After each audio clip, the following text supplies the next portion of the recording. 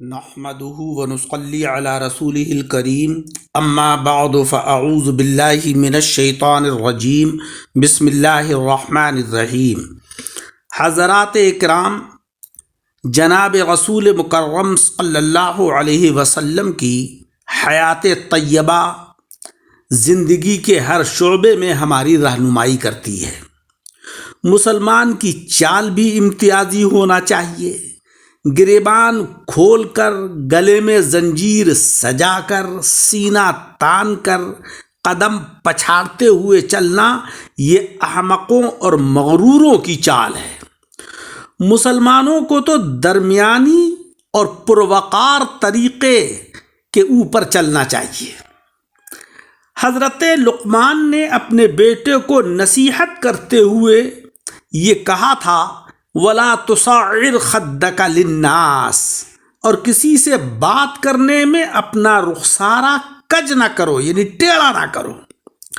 اس مقام پر قرآن عظیم میں حضرت لقمان نے اپنے بیٹے کو کتنے پیار سے بات چیت کرنے اور چلنے کے آداب تعلیم فرمائے ہیں، اور فرمایا کہ چلا چلا کر بات چیت مت کرو، بلکہ کچھ پست آواز سے گفتگو کرو، کیونکہ گدھا چلاتا ہے اور اس کا چلانا بہت ہی مکروہ اور ناپسندیدہ ہے۔ جب کسی سے بات کرو تو سیدھے منہ بات کرو۔ مخاطب یعنی جس سے بات کر رہے ہو اس کو حقیر جان کر اپنا منہ ٹیڑھا مت کرو، سیدھے منہ بات کیا کرو اور درمیانہ چال چلو، نہ بہت تیز اور نہ بہت آہستہ۔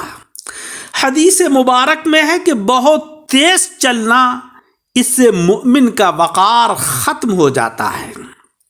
قرآن عظیم کے اندر اللہ تبارک و تعالی نے فرمایا کہ وَلَا تَمْشِي فِي الْأَرْضِ مَرَحًا إِنَّكَ لَن تَخْرِقَ الْأَرْضَ وَلَن تَبْلُغَ الْجِبَالَ طُولًا، اور زمین میں اترا کر نہ چلو، بے شک ہرگز زمین نہ چیر ڈالو گے اور ہرگز بلندی میں پہاڑوں کو نہیں پہنچ جاؤ گے۔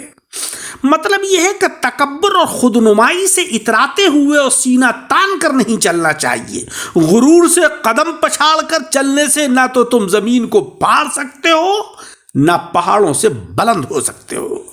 ایک اور مقام پر ہے وَعِبَادُ الرَّحْمَنِ الَّذِينَ يَمْشُونَ عَلَى الْأَرْضِ هَوْنًا وَإِذَا خَاطَبَهُمُ الْجَاهِلُونَ قَالُوا سَلَامًا۔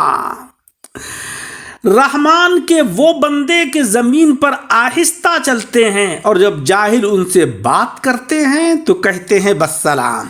اس آیت مقدسہ میں اللہ رب العزت نے نیک لوگوں کی چال کے بارے میں فرمایا کہ یہ لوگ اطمینان اور وقار کے ساتھ متواضعانہ یعنی عاجزی والی شان سے چلتے ہیں، متکبرانہ طریقے پر جوتے کھٹکھٹاتے ہوئے، پاؤں زور سے زمین پر پچھاڑتے ہوئے، اتراتے ہوئے نہیں چلتے اور جاہلوں سے الجھنے سے دور رہتے ہیں۔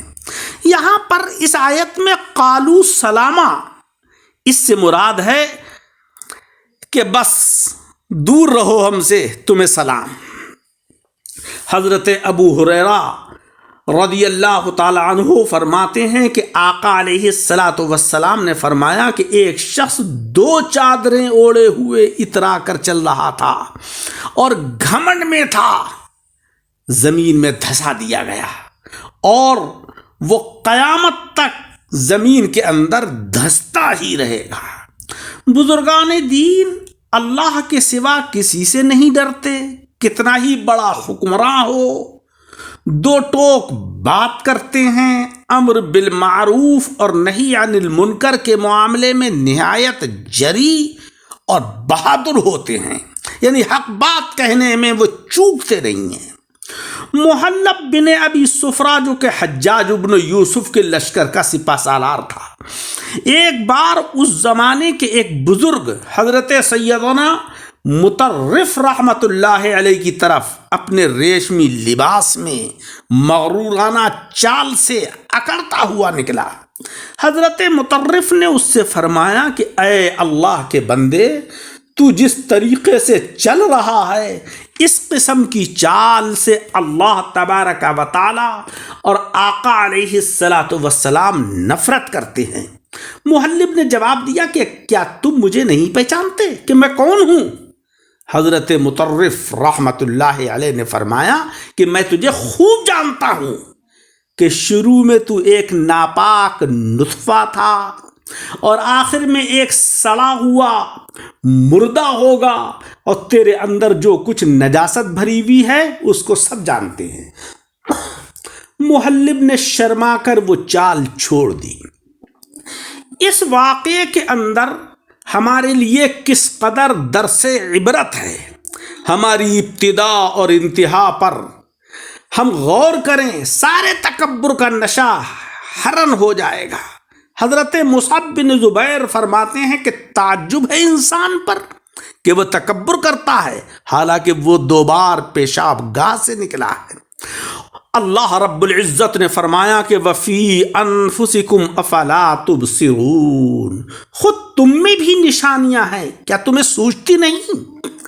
حضرت امام غزالی رحمت اللہ علیہ اس آیت کی تشریح کرتے ہوئے فرماتے ہیں کہ اس آیت مقدسہ میں یہ بتایا گیا ہے کہ تم سے پیشاب یا پخانہ وغیرہ نکلتا رہتا ہے، ذرا غور تو کرو کہ تم ہو کیا اور یہ اکڑنا کیسا۔ حضرت سیدنا عمر بن عبدالعزیز رحمت اللہ علیہ نے خلیفہ بننے سے پہلے حج کیا۔ حضرت طاؤوس رحمت اللہ علیہ جو ایک جلیل القدر بزرگ ہیں، انہیں دیکھا وہ چال میں پھولے جا رہے تھے۔ انہوں نے انگلی سے ان کی طرف اشارہ کیا اور فرمایا کہ یہ اس کی چال نہیں جس کے پیٹ میں غلاظت بھری ہو۔ حضرت عمر بن عبدالعزیز نے معذرت چاہتے ہوئے کہا کہ مجھے اس کلمے سے، اس چال کے باعث ہر عضو میں اس قدر مار پڑی کہ میں سمجھ گیا۔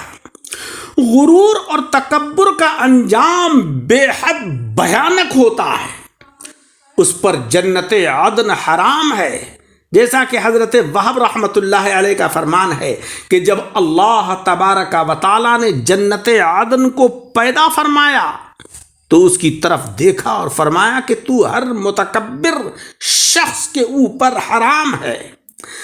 تکبر علم اور عقل کو کھا جاتا ہے۔ چنانچہ حضرت محمد بن حسین بن علی رحمت اللہ علیہ فرماتے ہیں کہ جس انسان کے دل میں ذرہ برابر بھی تکبر آیا اسی قدر اس کی عقل کم ہو گئی۔ اب جس قدر یہ تکبر آیا، کم ہو یا زیادہ، کم آیا تو عقل کے اندر کمی آئی، اور اگر تکبر زیادہ ہوا تو اس کمی میں اور زیادتی ہو گئی۔ اکڑ کر چلنے والے، دوسروں کو حقیر جاننے والے، اپنے ہونے والے عبرتناک انجام پر غور کریں، تکبر سے توبہ کریں، عاجزی اور انکساری اختیار کریں، ورنہ اللہ تبارک و تعالیٰ کے شدید غضب کا انتظار کریں۔ اللہ رب العزت ہم سب کو تکبر جیسی بدترین صفت سے محفوظ فرمائے اور ہمارے اندر عاجزی اور انکساری پیدا فرمائے۔ آمین بجاہ النبی الکریم۔